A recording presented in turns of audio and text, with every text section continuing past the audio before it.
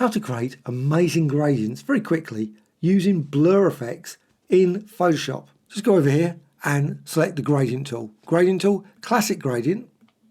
And also I'm just using one of the default gradients down here. Use that, blend mode difference and apply. Now I'm using radial. Also another thing that's very useful, go to image, mode, and I'm going to go for 16 bits per channel. Just really makes a nicer result. And you can apply it 3 or 4 times like that. You can create all kinds of unique designs. Apply very small or very long gradients. Now apply the blur. Go to filter and blur gallery and pass blur. In pass blur you may see this depending on your settings. The red here you can set on via this blur tools. Just go here to edit blur shape. If you turn that off you can see there's nothing there.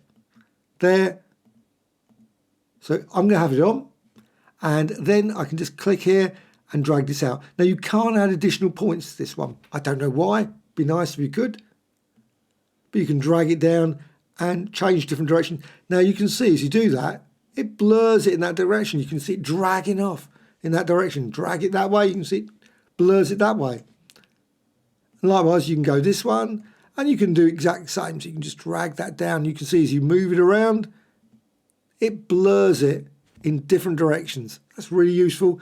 And you can also use this. And you can see as you blur that, move that around, it changes the whole design. And you can see just all kinds of unique smearing and blur effects. You can also modify the speed. And I'm just going to increase that. Probably a good idea is to change the speed later. Once you're happy with your design, change it here at the speed because it does take a bit of time to update. And you can always, of course, change your mind and continue to change that.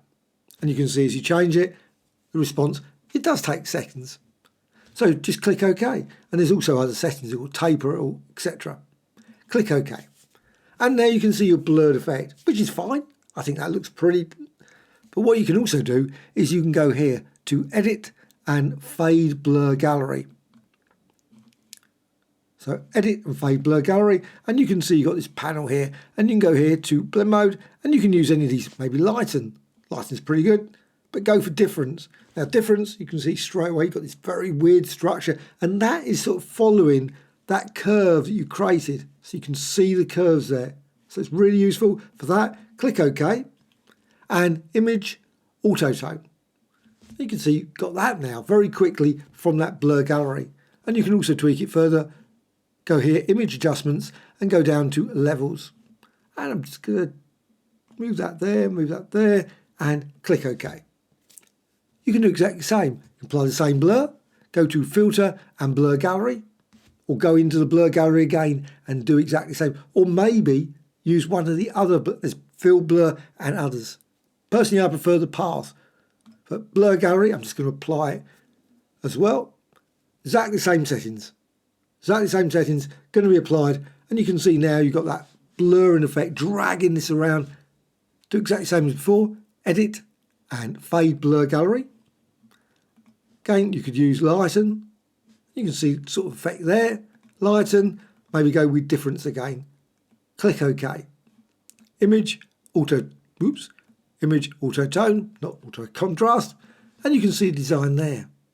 Again, Image, Adjustments and Levels. And you can just tweak that just a bit. That way, click OK.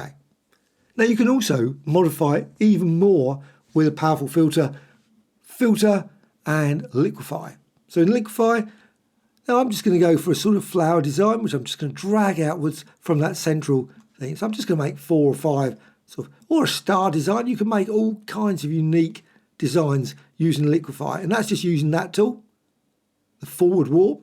But there's other tools as well. Twirl, really useful. And you can create, and you can change the size as well. Sometimes it's obviously one size. You can just drag it up, maybe create sort of nice little edges like that. You can go around the edge to create sort of, I think that always adds a nice touch. And you can see, and you can do it obviously all the way around. Just do it quickly. And the great thing about it is exactly the same as the other filter. You can apply it again.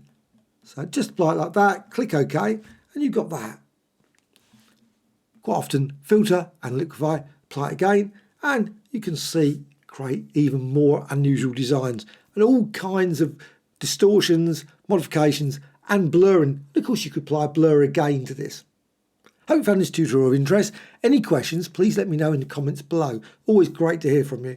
Always adding new tutorials about Photoshop, Affinity Photo, Designer and many others. So please subscribe. Also a like or dislike, always appreciated. Bye.